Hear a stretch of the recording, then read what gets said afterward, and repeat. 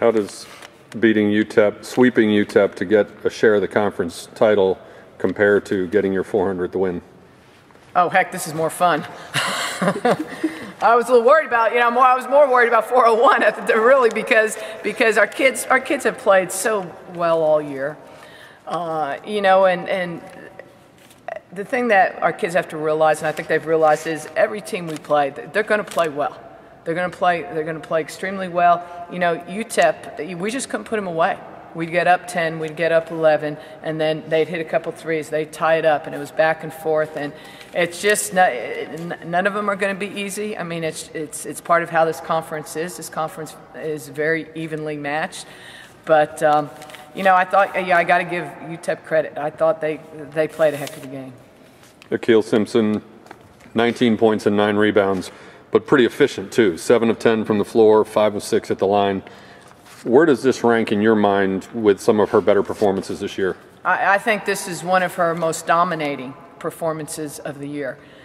She was, and exactly as you said, her efficiency. And if we had to do an efficiency rating on her, it would be very high because she had her hand in everything, getting herself to the free throw line, rebounding, hitting shots, making good decisions. She was a defensive presence, but I liked the way she rebounded today. She rebounded with an attitude. Rebounding hurt us the last game, our lack of rebounding, and I thought we did a good job against a team whose real offense is their rebounding. UTEP, they could shoot the three in that, but really where they get a lot of their points are off of second chance points. And, we held them, we out-rebounded them. They've been, if you look at the number of offensive rebounds UTEP has for the year and the number their opponents have, it's an alarming stat. Keena Mays, last time we talked to you, you were talking about how you wanted 2 full halves from her, and particularly you wanted a defensive presence as well. Today she gave you 11 points in the first half, had a great block shot.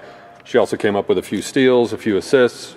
She only scored 13 points, but how would you evaluate her performance tonight? Well, those 2 points that she scored in the second half were huge at the time because it was a close ball game. But she did a lot of other things, and that's the thing that we try and tell her. She doesn't have to shoot the ball to make us better and have a presence. I know at one point she was working one-on-one and she crossed the player over and she drew the help and made a nice dish to, I believe it was Destiny. And that's what you expect from a player like that. She is capable of making everybody else on the floor better. Your winning points come from a freshman on the free throw line, Gabrielle Wilkins.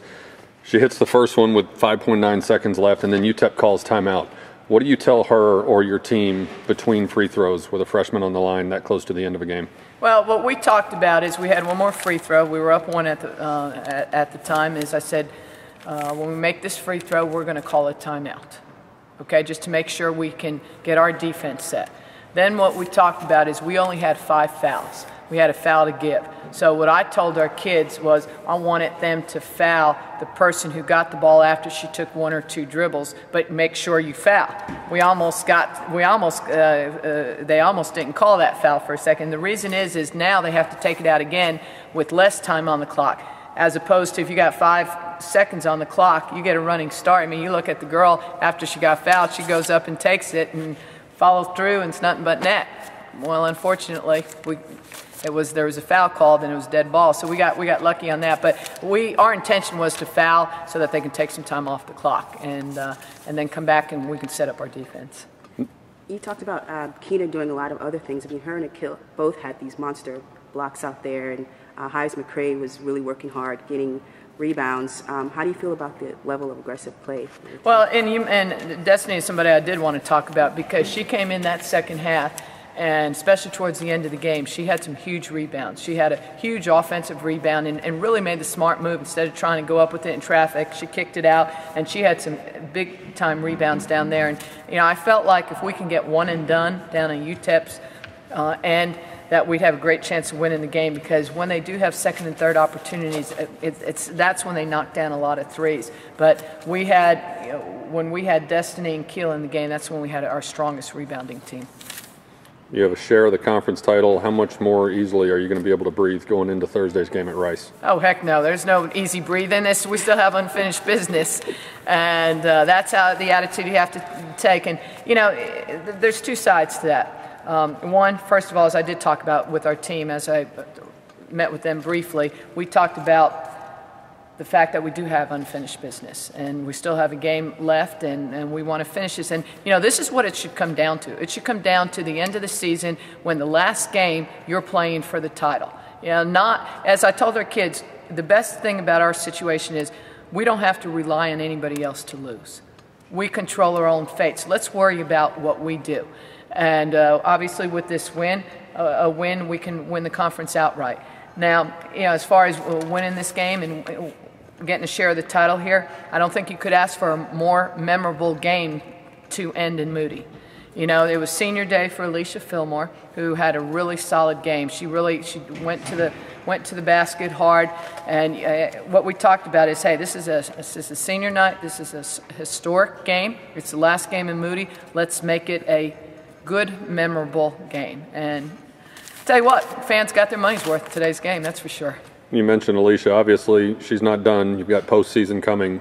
But can you talk a little bit just about what she's meant to you and to this team over the last 4 years? Well, first of all, just to be Alicia the person, you know, besides Alicia the player. Alicia the person is just a wonderful person to coach and be around. She's extremely positive. You know, she's always the one in timeouts that's getting us going, looking eye to eye at players and making sure that they're ready to defend, they're ready to play, that even if we got our heads down a little bit, she's the one picking us up. She has just a great outlook on life. She's a very, very positive person with positive energy. I'm not sure, even if, I don't know that I would know if Alicia was in a bad mood, because she always has a smile on her face, and really, it's really amazing. And she's just a great person to be around.